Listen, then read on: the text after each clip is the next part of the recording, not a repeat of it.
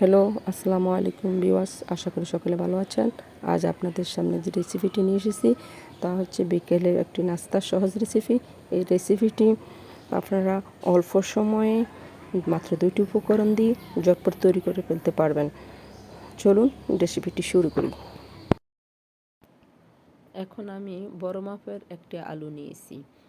আলুটিকে ভালো করে পরিষ্কার করে খোসা ছাড়িয়ে টুকরো টুকরো করে কেটে নিয়ে সিদ্ধ করে নিয়েছি।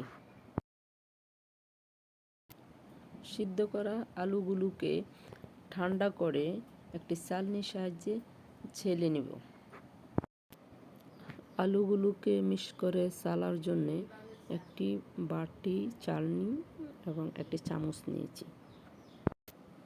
চালনিতে অল্প অল্প করে আলু দিয়ে চামচের সাহায্যে চেপে চেপে ভালো করে ছেলে নেব।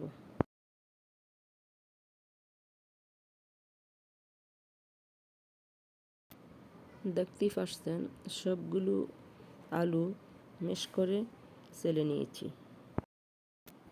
এখন এর সাথে দিয়ে দিলাম পরিমাণ মতো লবণ, কাঁচামরিচ কুচা, ধনেপাতা কুচা।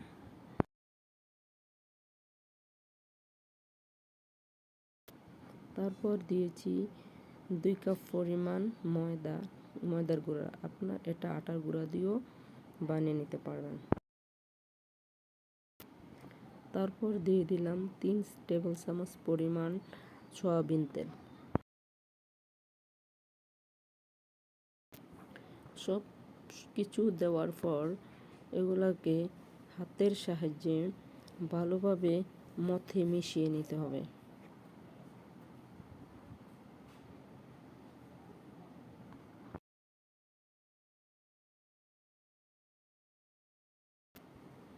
আমি এগুলোকে ভালোভাবে মিশিয়ে খামির করে নিয়েছি। এখন খামিরগুলোকে 2 খণ্ডে বিভক্ত করে নেব। তারপর একটি একটি করে খামির নিয়ে ফিরাতে হাতের সাহায্যে লম্বা করে গোল করে নিয়েছি।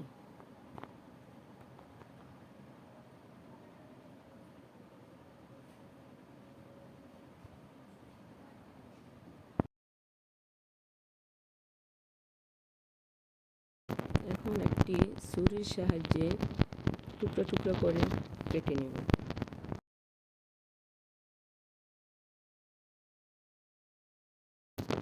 কাটা হয়ে গেলে এগুলাকে একটি বেলুনের সাহায্যে আলতোভাবে চেপে চেপে বেলে নেব।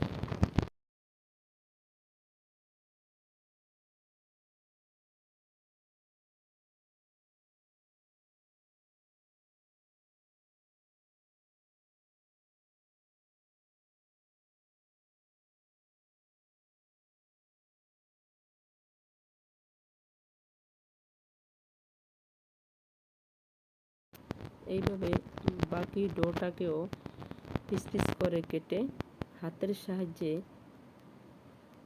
চেপে চেপেও এই নাস্তাটা তৈরি করা যাবে।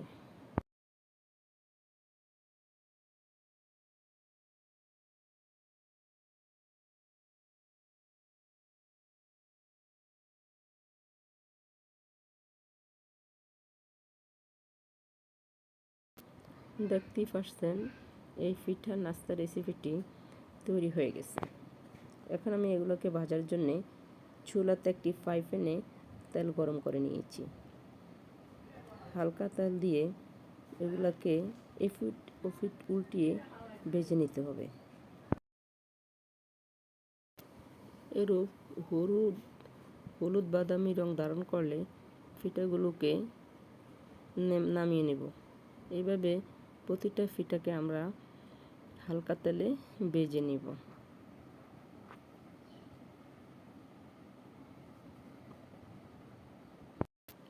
দেখতেই পাচ্ছেন আমার এই বিকালের রেসিপিটি রেডি হয়ে গেছে। এখন আমি খাওয়ার জন্য রেডি করে নেব।